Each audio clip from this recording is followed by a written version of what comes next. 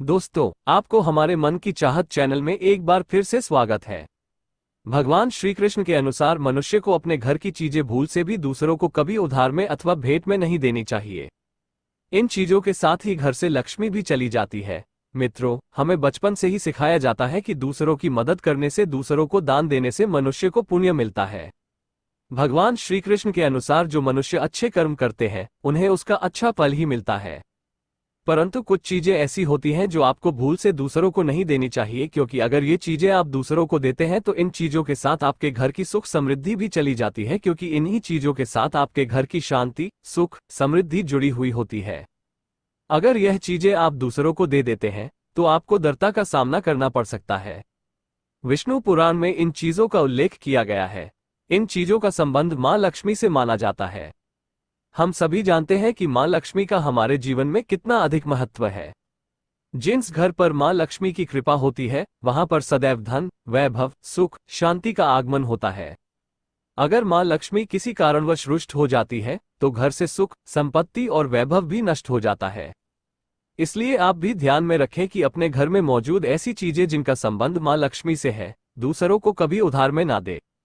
अगर आप भी चाहते हैं कि माता लक्ष्मी जी की कृपा आप पर सदा बनी रहे तो आप इस वीडियो को लाइक करें, दोस्तों के साथ शेयर करें, साथ ही हमारे चैनल को सब्सक्राइब करें ताकि आप भी ऐसी आध्यात्मिक जानकारी वाली वीडियो देख सके। तो आइए जान लेते हैं कि कौन सी वो चीजें हैं जो दूसरों को कभी देनी नहीं चाहिए। सबसे पहली चीज है पत्नी के गहने। मित्रों, स्त्रियों के आभूषणों को मां लक्ष्मी का प्रतीक माना जाता है। सुंदर आभूषणों से सुशोभित स्त्री मां लक्ष्मी के प्रतिबिंब की तरह दिखाई देती है। इसलिए हम खरीदते हैं तो सबसे पहले मां लक्ष्मी के सामने रखकर उनकी पूजा करते हैं और इसके बाद ही उन्हें पहनते हैं। मित्रों, घर की महिलाओं को घर की लक्ष्मी माना जाता है। उनके गले में आभूषणों का होना सुख समृद्धि को दर्शाता है। इसलिए अपनी पत्नी के गहने कभी किसी को उधार में या दान में या दूसरों को इस्तेमाल के लिए कभी देने नहीं चाहिए। खासकर महिला ये अपना मंगलसूत्र, पायल और बिछिया आदि किसी अन्य महिला को इस्तेमाल के लिए ना दें, जिससे घर की बरकत और भाग्य भी उनके साथ चला जाता है और माता लक्ष्मी अत्यंत रुष्ट हो जाती है। इसलिए अपने घर में सुख समृद्धि बनाए रखने के लिए इन गहनों को दूसरों को इस्तेमाल करने के लिए ना दे। दूसरी चीज है झाड़ू। मित्रों, झाड़ू जो सफाई के लिए काम आता है और हमारे घर से नकारात्मक ऊर्जा को दूर करता है, वो स्वयं मां लक्ष्मी का प्रतीक माना जाता है। ऐसा माना जाता है कि झाड़ू में मां लक्ष्मी का निवास होता है, इसलिए अपने घर की झाड़ू कभी किसी को उधार में यह उपयोग के लिए ना दे। अगर झाड़ू खराब हुई है तो उसे किसी प्रवाहित जल में बहा दे, लेकिन उसे किसी को उधार में ना दे या कचरे में न फेंके, क्योंकि अगर आपके घर की झाड़ू कोई दूसरा उपयोग करता है तो इसका असर आपके घर की सुख शांति पर पड़ता है। इसके साथ ये भी बात ध्यान में रखें कि दूसरों के घर के झाड़ू का अपने घर में कभी प्रयोग ना करें, क्योंकि ऐसा करने से उनके घर की नकारात्मक ऊर्जा आपके घर में आ सकती है। तीसरी बात मित्रों, सूरज उगने के पश्चात दूध, दही, चावल, नारियल, आटा ऐसी सभी चीजों का दान करना या दूसरों को उधार में देना अशुभ माना जाता है। ऐसा माना जाता है कि सफेद चीजों से बुरी नजर जैसी लग जाती है, इसलिए सूरज अस्त होने के पश्चात अपने घर की वस्तुएं दूसरों को नहीं देनी चाहिए। इन चीजों को दान करने से आपके घर के सकारात्मक ऊर्जा कम हो सकती है। अगर आप किसी को देना ही चाहते हैं तो उन्हें बाजार से खरीद कर दे सकते हैं, परंतु अपने रसोई घर से उठाकर गोल से भी दूसरों को ना दें। खासकर नमक तो भूल से भी नहीं देना चाहिए। चौथी बात मित्रों, मां लक्ष्मी धन की देवी हैं। मां लक्ष्मी हमारे घर में सदा विराजमान है।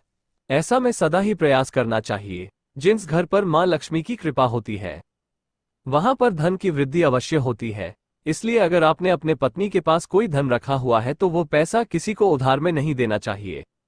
अगर आप किसी को अपने पत्नी के पास रखा हुआ धन उधार में देते हैं तो आपके घर से लक्ष्मी चली जाती है और भविष्य में आपको पैसे की तंगी का सामना करना पड़ सकता है। खासकर त्योहार एकादशी के दिन अपने तिजोरी में रखा हुआ धन दूसरों को कभी ना दे। पांचवी बात मित्रों, मां लक्ष्मी वैभव प्रदान करने वाली, सौभाग्य देने वाली ममता की मूरत है। साथ ही वो अन्नपूर्णा भी है। इसलिए अन्न ग्रहण करने से पहले मां अन्नपूर्णा को धन्यवाद अवश्य करते हैं। रसोई घर की शुद्धता और संपन्नता उतनी ही आवश्यक है जितनी धन की छठी वस्तु है रसोई घर का चकला, बेलन और तवा। जी हाँ, अपने रसोई घर का चकला, बेलन और तवा दूसरों को कभी इस्तेमाल के लिए या उधार में नहीं देना चाहिए। ये चीजें दूसरों को देने से आपका भाग्य भी उन्हीं के साथ चला जाता है और मां लक्ष्मी को यह अत्यंत प्रिय है, इसलिए ऐसा कभी ना करे। अपने घर का चकला बेलन या तबाह दूसरों को कभी उधार में ना दे, नहीं तो आपके घर में दुर्भाग्य का वास हो सकता है। दोस्त भूलकर भी ये चीजें दान में मत देना, नहीं तो आपके साथ इतना बुरा होगा कि आप सोच भी नहीं सकते। माता लक्ष्मी आपका साथ छोड़ सकती है। दोस्तों, दान करना वैसे तो बहुत बड़ा पुण्य का काम होता है। सभी धर्मों में दान को महत्वपूर्ण माना गया है और इसकी महिमा भी बताई गई है।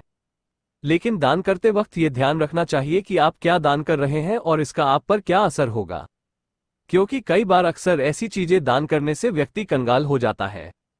जाने अनजाने में हम कुछ ऐसी चीजों का दान कर देते हैं जो कि उल्टा हमारा ही नुकसान होता है और हमारे जीवन पर बुरा असर डालती है। तो आइए जानते हैं आखिर वो कौन सी ऐसी चीजें हैं जिन्हें दान करने से आपको फायदे की जगह नुकसान हो सकता है।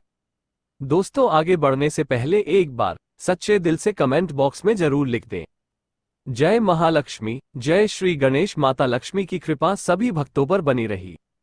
माँ के लिए एक लाइक तो बनता है। तो चलिए जानते हैं। नंबर 6, अनाज का दान। कई लोग गरीबों को आटा चावल दान करते हैं, लेकिन क्या आप जानते हैं किसी गरीब को घर का अनाज देने से घर में सुख, समृद्धि, धन दौलत सब कुछ प्राप्त हो जाता है।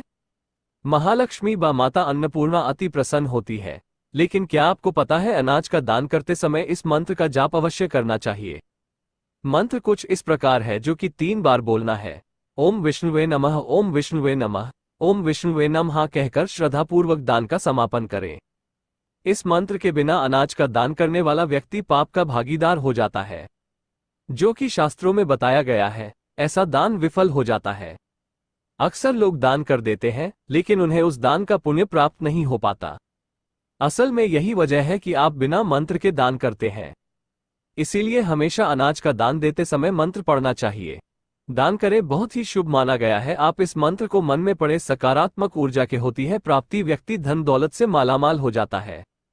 दोस्तों, नंबर 7, पहने हुए कपड़े। पुराने कपड़े कभी भी किसी पंडित को दान नहीं करना चाहिए। अगर आपने ऐसा किया तो समझो आपने खुद अपना दुर्भाग्य बना लिया।